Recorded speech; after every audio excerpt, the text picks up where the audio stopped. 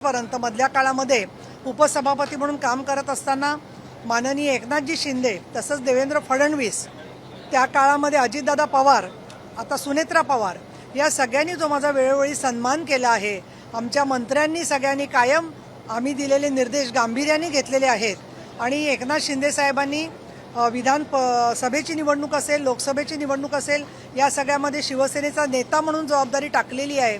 माझे पुस्तक प्रकाशन असेल, माझे कुठले कार्यक्रम असतील, त्या प्रत्येक कार्यक्रमामध्ये त्यांनी लाडकी बहीण योजनेचा जो त्यांनी प्रचार प्रसार केला आहे, त्यामुळे स्त्रियांमध्ये महाराष्ट्रामध्ये एक फार मोठी शक्ती उभी राहिलेली आहे. आणि त्याच्यामुळे कोण नाराज असेल तर त्या लोकांनी स्वतःची नाराजीची कारणं माननीय साहेबांच्याकडे द्यावीत. आम्हाला आमच्या पक्षामध्ये चांगल्या प्रकारने कामाची संधी मिळेल अशी मला जरूर खात्री वाटते.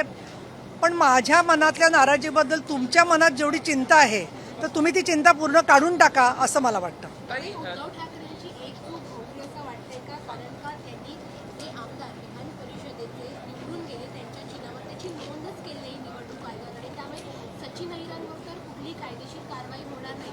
सुनील शिंदेचंही तेच आहे की अजूनही धनुष्यबाणावरच त्यांची कायदेशीर नोंद आहे. त्यामुळे ही एकजूट उद्धव ठाकरेंची त्यांना होऊ शकते का पुढच्या काळात? हे पण मी असं वाचलेलं आहे की ते काही सभापतींना पत्र देणार आहेत. त्यांचा कायद्याचा अभ्यास बघून ते जे काही करतील त्याच्यावरती आमच्या पक्षाच्या वतीने योग्य ते उत्तर दिलं जाईल.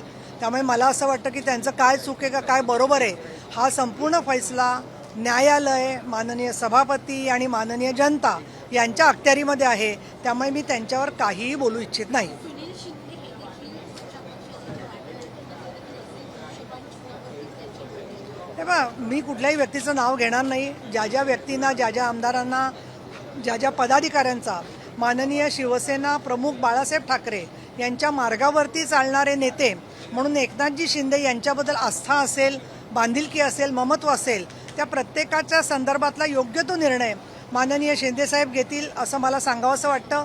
दुसरं, तुम्हाला बाकीची सुद्धा जर का काही कामं असतील, समाजहिताचे प्रश्न आणि इतर सगळ्या गोष्ट, तर याच्यावरती जसं तुम्ही लक्ष ठेवलंय तसंच लक्ष आणि आम्हाला सहकार्य कायम द्या असंच मी आपल्याला सांगेन. ताई, एक पेड़ गिर गया है चेंबूर में कल, उसमें एक बच्चा की मौत हो गई, उसको लेके काफी सवाल उठाए जा रहे हैं. ये बहुत ही बड़ी दुर्घटना है और मुझे ऐसे लगता है कि जब बहुत बारिश होती है तो कई बार पेड़ अच्छा तो दिखता है लेकिन बाद में कभी वो गिर जाएगा इसका कोई पता नहीं होता है.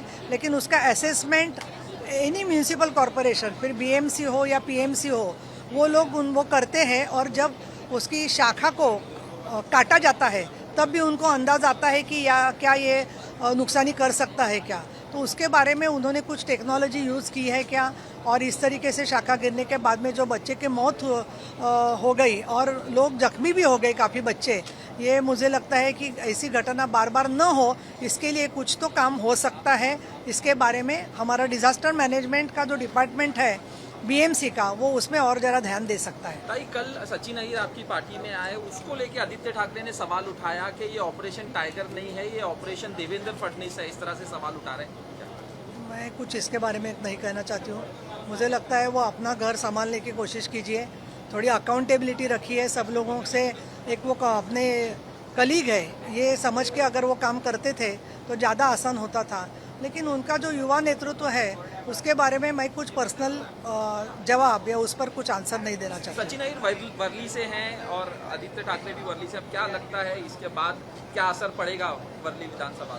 अभी देखिए, मेरी भी पढ़ाई और मेरा सब वास्तव्य वर्ली में ही हुआ है, आदर्श नगर में, और अभी भी मैं वर्ली में रहने को जाने वाली हूँ. तो मुझे लगता है कि वर्ली के लिए तो वर्ली हमसे सबसे प्यारा कॉन्स्टिट्यूंसी है, तो इसके लिए मुझे लगता है कि वर्ली की तरफ सबकी ध्यान है. अच्छी बात है. चलो. नाही, एक प्रश्न असा आहे की ज्या पद्धतीने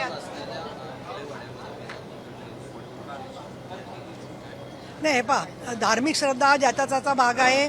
महात्मा ज्योतिराव फुले आणि सावित्रीबाई फुले यांनी सत्यशोधक विचार मांडलेला होता, पण त्याच्यात निर्मिकाचा विचार म्हणजे ईश्वराचा विचार आहे. तो ईश्वर जर का वृक्षामध्ये पाहून मेधाताईंनी तिथे पूजा केली असेल तर याच्या संदर्भामध्ये संपूर्ण अंधश्रद्धा निर्मूलनचा कायदा काही त्या काळामध्ये लागू नव्हता. त्यामुळे त्या काळातले नियम आता लावता येणार नाहीत.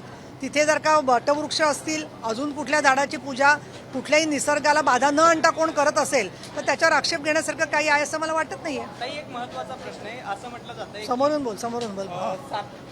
सातारा प्रकरणी तुम्ही जो निकाल दिला होता त्याचा भाजप नाराज होतं आणि त्यामुळे तुमचा उपसभापती पदाचा पत्ता कट झालाय. तुमची भूमिका काय, तुम्हाला खरंच असं वाटतं का, यात तथ्य काय? मी काय करते, तुमच्या सगळ्या प्रश्नांचा अभ्यास करते आणि मग तुम्हाला बोलते. धन्यवाद.